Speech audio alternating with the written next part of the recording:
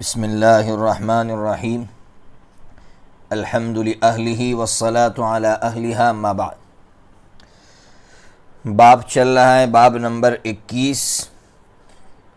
اس باب میں باتیں چل رہی تھی رضاعت کے تعلق سے، یعنی دودھ کے منتقل ہونے سے وہ رشتہ محترم بن جاتا ہے، اب اس کے اصول و فروع بھی اس پر حرام ہو جاتے ہیں۔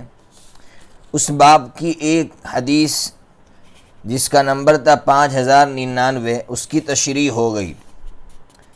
اب 5100 نمبر کی حدیث، اس حدیث کو سمجھیے۔ اس حدیث کے راوی حضرت عبداللہ ابن عباس رضی اللہ تعالیٰ عنہما فرماتے ہیں کہ حضرت نبی پاک صلی اللہ تعالیٰ علیہ وسلم سے کسی نے عرض کیا کہ آپ حضرت حمزہ رضی اللہ تعالیٰ عنہ کی صاحبزادی سے نکاح کیوں نہیں کر لیتے؟ تو آپ نے جواب میں فرمایا، ارے بھائی وہ تو میرے رضائی بھائی کی بچی ہے۔ ظاہر سی بات ہے، کیسے رضائی بھائی؟ حضرت حمزہ، سیدنا حمزہ رضی اللہ تعالیٰ عنہ اور حضرت نبی پاک صلی اللہ تعالیٰ عنہ دونوں کو ابو لہب کی جو باندی تھی جس کا نام تھا سویبہ، ابھی ان کا ذکر آگے آ رہا ہے، تو حضرت سویبہ نے ان کو دودھ پلایا تھا دونوں کو۔ اس اعتبار سے حضرت حمزہ رضی اللہ تعالیٰ عنہ یہ میرے آقا کے رضائی بھائی ہو گئے، اس لیے رضائی بھائی کی بیٹی سے جو ہے نکاح نہیں ہو سکتے، ان کے اصول بھی حرام ہیں اور اس کے فروع بھی حرام ہیں، اور بیٹی فروع میں آتی ہے۔ اس حدیث سے یہ سمجھایا۔ اس کے بعد کی جو حدیث ہے 5101 نمبر کی حدیث، اس حدیث کا مطلب اور ترجمہ سمجھیے۔ حضرت ام حبیبہ رضی اللہ تعالیٰ عنہ ازواج مطہرات میں سے ہے۔ حضرت ام حبیبہ رضی اللہ تعالیٰ عنہ نے حضرت نبی پاک صلی اللہ تعالیٰ علیہ وسلم سے فرمایا کہ آپ میری بہن سے نکاح کر لیں۔ اب میرے آقا نے کیا پوچھا سمجھیے، میرے آقا نے پوچھا، ارے تم اس کو پسند کرتی ہو؟ یعنی میرے آقا یہ کہنا چاہتے ہیں کہ عورتیں عام طور پر سوکن کو پسند نہیں کرتی، تو یہ تم نے اپنی بہن کو سوکن بنانا کیسے پسند کیا؟ تو حضرت ام حبیبہ رضی اللہ تعالیٰ عنہ نے جواب دیا کہ حضور ایسا تو ہے نہیں کہ میں آپ کے نکاح میں اکیلی ہوں، تو میری تو اور بھی سوکن ہے، اچھا ہے کہ دوسری سوکنوں کو بناؤ، اس سے بہتر ہے کہ میری بہن ہی کو سوکن بناؤ۔ پھر میرے آقا نے فرمایا کہ نہ، وہ میرے لیے حلال نہیں ہے۔ کیوں؟ اس لیے کہ دو بہنوں کو نکاح میں جمع کر سکتے نہیں ہیں۔ اب ام حبیبہ نے کیا کہا اس پر؟ ام حبیبہ رضی اللہ تعالیٰ عنہ نے فرمایا کہ ارے ہمارے کانوں میں تو یہ بات پڑی ہے کہ آپ ابو سلمہ کی بیٹی سے نکاح کرنا چاہتے ہیں۔ میرے آقا نے پوچھا، کیا وہ ام سلمہ کی بیٹی؟ تو حضرت ام حبیبہ نے فرمایا، ہاں وہی ام سلمہ کی بیٹی۔ تو میرے آقا صلی اللہ تعالیٰ علیہ وسلم نے فرمایا، ارے اس کے اندر تو دو رشتے جمع ہیں حرمت کے۔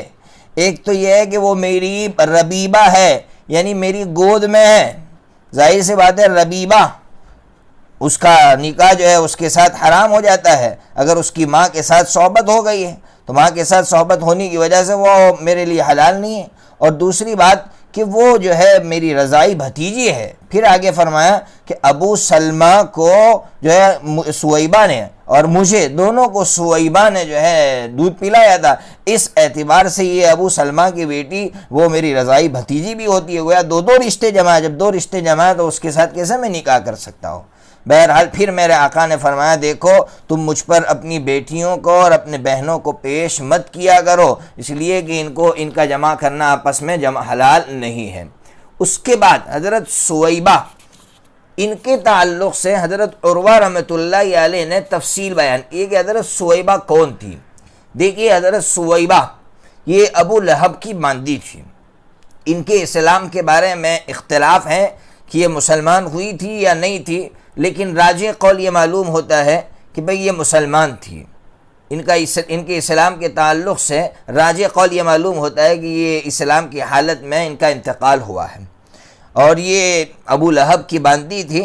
ابو لہب جب حضرت نبی پاک صلی اللہ تعالیٰ علیہ وسلم کی پیدائش ہوئی تو اس وقت حضرت سویبہ ہی نے آ کر خوشخبری سنائی تھی ابو لہب کو، تو ابو لہب نے جو ہے ان کو آزاد کر دیا تھا۔ اسی لیے آگے کہہ رہے ہیں کہ حضرت عباس رضی اللہ تعالیٰ عنہ نے خواب میں دیکھا ابو لہب کو، پوچھا کہ کیا گزری تم پر؟ تو ابو لہب نے کہا کہ جب سے مرا ہو تب سے مار کھا رہا ہوں، لیکن یہ جو پیر کا دن آتا ہے جس دن مجھے خوشخبری سنائی گئی تھی، اس دن میں انگوٹھا اور شہادت کی انگلی کے درمیان میں جو تھوڑا سا فاصلہ ہے اس کے بقدر مجھے پانی پلایا جاتا ہے۔ علماء نے لکھا ہے اس سلسلے میں کہ چونکہ اس نے سویبہ کو، حضرت سویبہ کو انگلی کے اشارے سے آزاد کیا تھا، تو اللہ تبارک و تعالیٰ نے اس کو جو بدلہ دیا ہے وہ بھی من جنسل عمل بدلہ دیا ہے، اس کا عمل جیسا تھا ویسا ہی اللہ تبارک و تعالیٰ نے اس کو بدلہ عنایت فرمایا، اور جو ہے اس کی سزا اتنی ہلکی کر دی جاتی ہے اور اس کو فائدہ پہنچتا ہے۔ اس لیے میں نے آپ کو جلالین شریف میں ایک بات بتلائی تھی کہ علماء نے یہاں ایک بحث یہ چھیڑی ہے کہ کیا جو کافر اس کو نیک عمل کا فائدہ ہوگا آخرت میں؟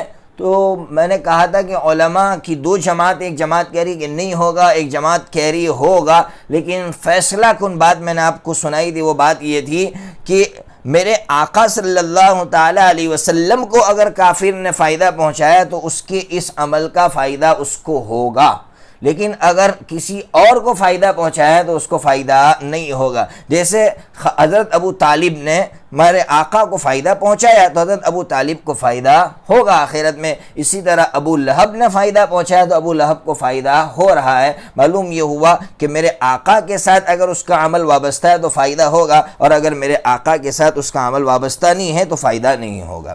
بہرحال یہ بحث مکمل ہوئی اور اس بحث سے صاف سمجھ میں آیا کہ جس طرح منی کے منتقل ہونے کی وجہ سے حرمت رشتہ محترم ہو جاتا ہے اور اس کے اصول و فروع جو ہے حرام ہو جاتے ہیں، اسی طرح یہ دودھ کے منتقل ہونے کی وجہ سے بھی وہ رشتہ محترم بن جاتا ہے۔ اب آگے جو باب ہے، اس باب کا عنوان ہے باب من قال لا رضاع بعد حولین، اس کا نمبر ہے 22۔ کیا کہنا چاہتے ہیں حضرت؟ اس باب کے اندر دو مسئلے چھیڑ رہے ہیں۔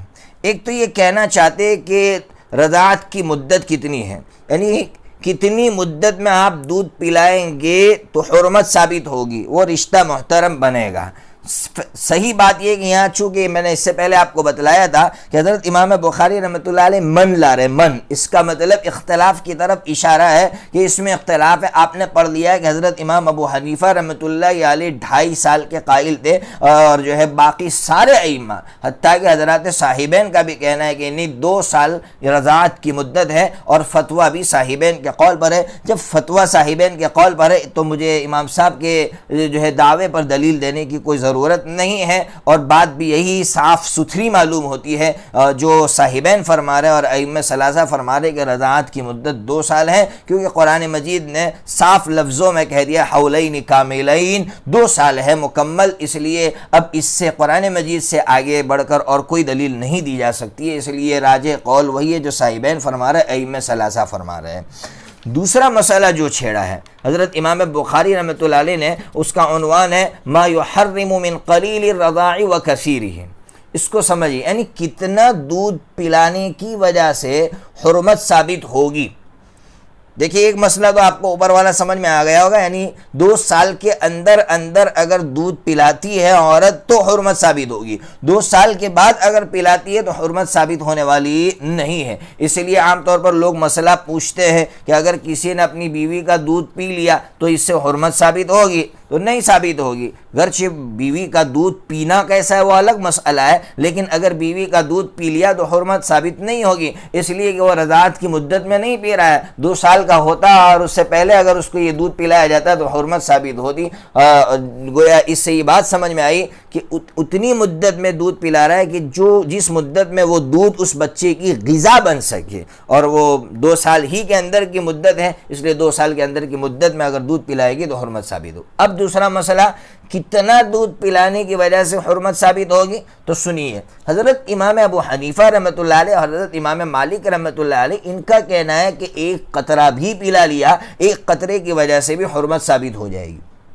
دوسرا جو قول ہے حضرت امام احمد ابن حنبل رحمۃ اللہ علیہ کا، حضرت امام احمد ابن حنبل رحمۃ اللہ علیہ فرماتے 3 قطرے اگر منتقل ہوتے ہیں تو حرمت ثابت ہوگی، ورنہ حرمت ثابت نہیں ہوگی۔ حضرت امام شافعی رحمۃ اللہ علیہ کا کہنا ہے 5 قطرے اگر منتقل ہوتے ہیں تو حرمت ثابت ہوگی، ورنہ حرمت ثابت نہیں ہوگی۔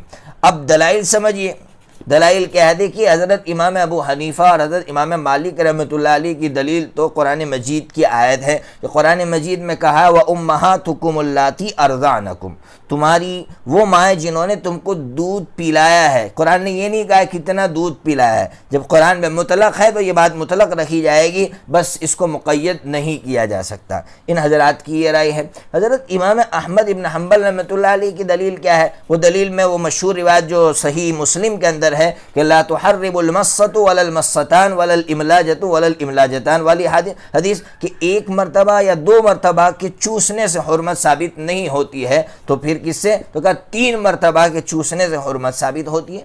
حضرت امام شافعی رحمۃ اللہ علیہ کا مسئلہ کیا ہے؟ حضرت امام شافعی رحمۃ اللہ علیہ جو ہے حضرت ماں عائشہ صدیقہ رضی اللہ تعالیٰ عنہ کی اس مشہور روایت سے استدلال کرتے ہیں کہ قرآن میں جو ہے 10 رضاعات کا جو ہے تذکرہ تھا، اس میں سے 5 منسوخ ہو گیا اور 5 باقی ہے، اور نبی پاک صلی اللہ علیہ وسلم اس دنیا سے چلے گئے اور معاملہ اسی پر باقی رہا۔ یہ ترمذی شریف کی یہ حدیث ہے، اس سے معلوم ہوتا ہے کہ 5 رضاعات یعنی 5 قطرے اگر منتقل ہوتے ہیں تو پھر جو ہے یہ حرمت ثابت ہوگی۔